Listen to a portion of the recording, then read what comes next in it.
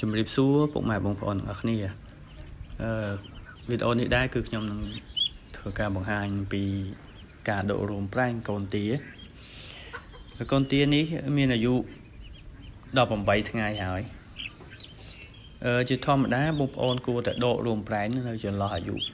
7ថ្ងៃទៅអាយុ10ថ្ងៃនៅក្នុងចន្លោះហ្នឹង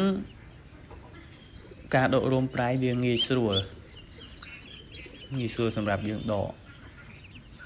ព្រោះរោមហ្នឹងវាអត់ទាន់រឹងល្អទេយើងអាចដកបានហើយការដករោមប្រែងបងប្អូនចាប់ក្តោបគូតកូនទាមកចាប់ក្តោបវាជាប់ចឹងមកហើយយើងដកវាស្ទាបមើលអារោមណាដែលរឹងហើយយើងដកវាអស់មកកូនទានេះវាមានអាយុ18ថ្ងៃវាពិបាកដកបន្តិចប៉ុន្តែយើងនៅតែអាចដកបានប៉ុន្តែបងប្អូនធ្វើម៉េចកុំក្តោបកុំច្បាច់ខ្លួនវាខ្លាំងពេកកាលណាតែក្តោបច្បាច់ខ្លួនវាខ្លាំងពេកហើយឬក៏ដកទៅចេញឈាមអាចធ្វើឲ្យកូនទារបស់យើងមានអន់វិញអាចធ្វើឲ្យកូនទាយើងមានបញ្ហាសុខភាពវិញហើយបងប្អូនអ្នកដែលធ្លាប់ចំពីមុនគាត់ប្រកាសជាដឹងហើយថាអត្ថប្រយោជន៍អីខ្លះនៃការដករោមប្រែងធ្វើឲ្យកូនទារបស់យើងហ្នឹងគឺមានការលូតលាស់បានលឿនការធំធាត់ហ្នឹងគឺលឿនជាងកូនទាដែលយើងអត់បានដករោមប្រែងហ្នឹងព្រោះណាកូនទាបើសិនយើងអត់ដករោមប្រែងវា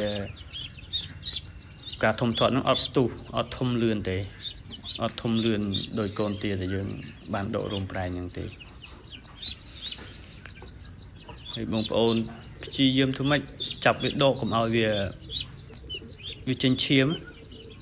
ដកវាក្តោបវាចឹងមកហើយសម្រាប់បងប្អូនដែលគាត់ទៅចិញ្ចឹមថ្មីអាចមើលវីដេអូនេះបានហើយអាចធ្វើតាមហ្នឹងទៅបងដកវាហើយស្ទាបមើលទៅកន្លែងណាដែលមាននៅរឹងបងប្អូនដកមកដកវាស្អាតមកហើយដាក់ទឹកដាក់ចំណីឲ្យវាផឹកធម្មតាទៅគឺកូនទាហ្នឹងគឺធំធាត់លឿនហើយtrong videoនេះគឺមេបារបស់យើងជួបដល់បរិស័ទវីដេអូនេះដែរគឺមានតែប៉ុណ្្នឹងទេសូមអរគុណបងប្អូនទាំងអស់គ្នាដែលបានទស្សនាវីដេអូរបស់ខ្ញុំសូមអរគុណ